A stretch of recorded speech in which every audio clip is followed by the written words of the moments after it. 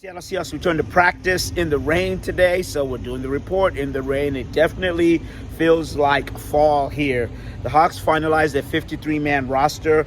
Also returned to practice today was Jackson Smith-Njigba. He had kind of a sleeve on his hand. Couldn't really see what it was, but he practiced, so that's the good news. Probably I wouldn't say bad news, but we didn't see Devin Weatherspoon out here. So we'll kind of have to wait till see and hear from what Pete Carroll has to say in the next day or so. Okay, so let's go to the B-roll and hear from Geno Smith and Bobby Wagner.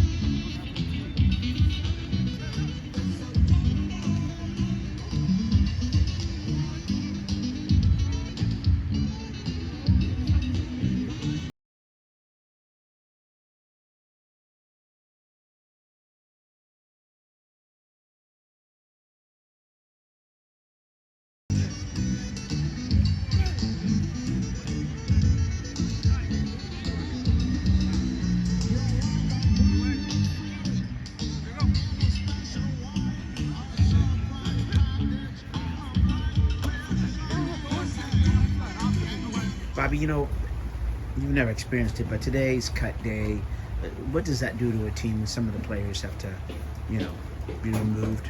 I mean, I got cut a couple years ago, technically, but Fair enough. No, it's always a tough day because like when you come in the building, the process is different, so you don't know if you're saying what's up to guys or you don't know if you're saying goodbye to guys, and so. A lot of guys work so hard for this moment, and in that moment when your dream seems like it's over, it's tough. But you try to offer as much encouraging words, and some guys will come back on the practice squad. Some guys get an opportunity to go play for another team, and you just try to find a way to extend your career as long as you can. And that's kind of my advice to guys. How have you felt like the defense is kind of coming together? Obviously, we haven't seen all you guys kind of starters and everything out there, but from when you've been out here, how do you kind of feel like it's all coming together? I feel it's coming together really, really well. I think a lot of it is just communication. A lot of it is getting out there and making checks and things of that nature. And so Now it's going to be nice to kind of change gears and focus on preparing for a certain team and, you know, getting ready for the season. So, you know, I feel very, very confident about our guys and where we're at. What do you thought of Lloyd Jordan's come back from his injury? It's been amazing. I mean, to have an injury like that towards the later part of the season and be able to, you know, work your butt off and make it and, you know, be in the position that he's in, it's been amazing. It shows how hard he's willing to work and, you know, what this means to him. I'm excited to get the opportunity to play with him again, and, you know, we're going to make the most of it. We talked at the beginning of camp what it was like being back here and all that, but now you've gone through a full camp. Just what's this experience been like being back here compared to maybe when you were here before? You know, at first it was an adjustment. Obviously, you left for a minute, and you know, you kind of wanted to come back. I didn't want to treat it like it was when I left because, like I said, that a lot of guys became leaders, and a lot of guys, you know, got put in certain roles. And so, you know, for me, I just wanted to, you know, add to, you know, where the guys were at. You know, obviously the fans have been amazing, and you know, I'm looking forward to finally getting out there and playing the game. Do you feel like you've found your voice or what your role is fitting back in with the guys who took on a larger role last year? Yeah, because at the end of the day, like, you're still going to lead for 12 years, so there's a lot of, I guess, bumps and bruises you can share. There's a lot of things that, you know, I've gone through that can maybe help speed up the process. You know, make sure you don't make the mistakes that maybe we made, you know, when we were young in the game and things of that nature. So, you know, definitely feel confident where I'm at as a leader, and you know, looking for areas to grow too. And that you saw undrafted guys make impacts on this team, and you've done Jermaine, Brock Boyle, etc. To see what Jake Bobo's done throughout camp and kind of carve out a spot on this roster and be a part of this. What does that kind of speak to and his ability to do that for you guys? I think it speaks to the type of person he is, the competitor he is. I think it was funny because, you know, the more Bobo thing kind of started happening in OTAs, and, you know, guys were like, oh, well, wait till the pass come on. And then it started happening when the pass came on, and then, oh, let's wait till the game. And then, you know, each moment or each challenge he got faced with, he just stepped up to the plate more and more and did a really, really good job. So, you know, I'm happy for him, excited for him. Like you said, you've seen a lot of people come and do this, and it's, you know, pretty awesome because, again, I don't know that experience, but, you know, you think you're going to get drafted, you don't get drafted. But you come in here not knowing whether or not you're going to be on the team, but you work as hard as you can and you make it. And so, you know, now it's, you know, what do you do with the opportunity? How mad were you when you caught that ball last week that you tipped? Oh, last week? Oh, it's practice. I wouldn't have known. Who initially coined the term more Bobo? Chad. It was Chad. Going back to your leadership, you mentioned the 12 years. Are you more apt now to offer advice or not, or are you just pretty much cerebral, kind of the same? I mean, I think I've always been in a place in trying to, you know, offer advice. You know, I think sometimes too, you have the people that you're talking to have to want the advice. You know, sometimes you kind of wait and see who wants the advice or not. But you also, when you see something that you've seen before and you know what route that's going to go, good or bad, you speak up and you say something and you try to do your best to lead them in a positive direction. Out there, got some reps in today. He's a tough kid, man, and I think it's remarkable what he's doing. So we love having him out there. Did you tell him you don't have to do it just so soon? You got a couple weeks in before the next game? I mean, he has a plan. You know, he has a plan, and you know, I'm pretty sure, you know, Strict and all the doctors are working with him. So I have no say-so in that. Whatever they decide is best for him is, you know, what he'll do. But I trust his plan. Did you notice anything differently in how he caught the ball or how he was?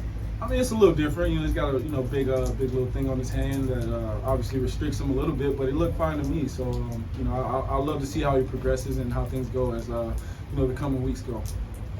How happy were you guys to see Jake make it after the offseason and training camp? Yeah, I was so excited for Jake. You know, just seeing. I mean, thinking about back at OTAs and minicamp when he was making all those plays and everyone was like, okay, what is he going to do, you know, when we put the pads on? And, you know, everything we've seen from Bobo is, you know, what he is, man. He's been making plays. He gets separation. He gets open, catches the ball. And he's just been a great player for us. And so I'm excited for him. I know it was a big moment for him. And looking forward to, you know, him growing and getting better. Gino, is there the demarcation, some now focused that you've got an opponent to look forward to moving forward now? Yeah, it's always about ourselves, about, continuing to get better every single day. And so, we're studying the Rams. I've already been studying those guys and, putting together a plan with Shane and all the coaches. So we just got to continue to work day by day. The game's going to come, on Sunday, and we'll get a chance to go out there and play those guys. But for right now, we got to focus on how we can get better every single day. And so that's kind of where we're at still. With Bobo, we all make a big deal out of the 4.99 speed. What's he do to get open? What is his separation? With Bobo, he just understands, himself. He understands what he's working with. He knows how to set guys up and how to get open.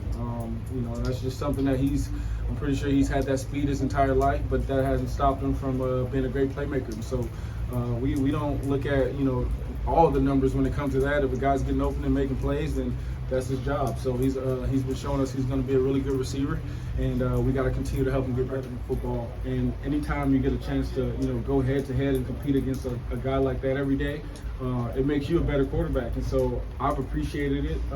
In those 2 games we played against them, he made it tough on us and made a ton of great plays. So it's happy to have him back on our side, and it's just been great to have his leadership in the locker room as well as everything else he brings. Okay, there you had it. The B-roll and comments from Geno Smith and Bobby Wagner after practice, just talking about how the team is ready and the demarcation from training camp, and now they actually have somebody that they are focusing on. And you heard Geno Smith say, we focus on ourselves, but there's a target. That's the LA Rams in a couple of weeks. And so the roster pretty much is what we expected, meaning there were no real surprises.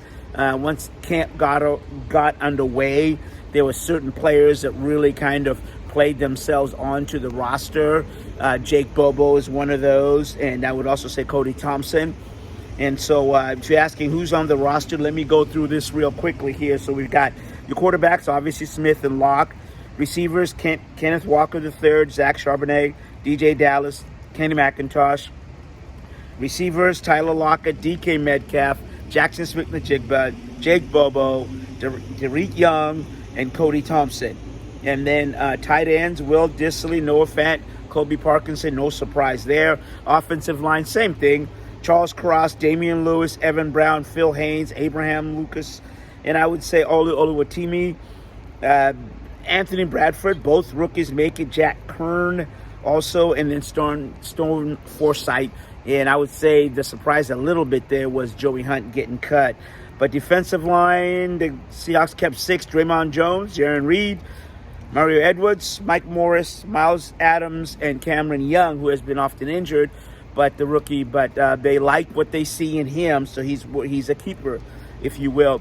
Linebackers, Bobby Wagner, Brooks, Devin Bush, John Radigan, Nick Baror, Uchenna Nwosu, Darryl Taylor, Boy Mafe, Derek Hall, and Tyreek Smith. So there's no surprises there as well. Cornerbacks, Reek Woolen, Trey Brown, Michael Jackson, Devin Witherspoon, Kobe Bryant, Artie Burns. Safeties, Quandre Diggs, Jamal Adams, Julian Love, and Jarek Reed II. Specialist, obviously Dickinson, Jason Myers, and the one of the 2 undrafted besides Jake Bobo is long snapper Chris Stoll. So practice squad, the team can put it together on Wednesday. So who's eligible? Real quickly, players who have not accrued a season of NFL experience, or free agent players who were on active lists for fewer than 9 games in their only accrued season. A maximum of 10 free agent players who have earned no more than 2 accrued seasons. And then, of course, a maximum of 6 free agent players with no limitations to their number of earned accrued seasons. So it'll be interesting to see. As I said, tomorrow, that's when the practice squad will get filled up. It'll just be a wait and see there. Interesting which way the Seahawks go. So from the VMAC in Renton, I'm Asvita Mara.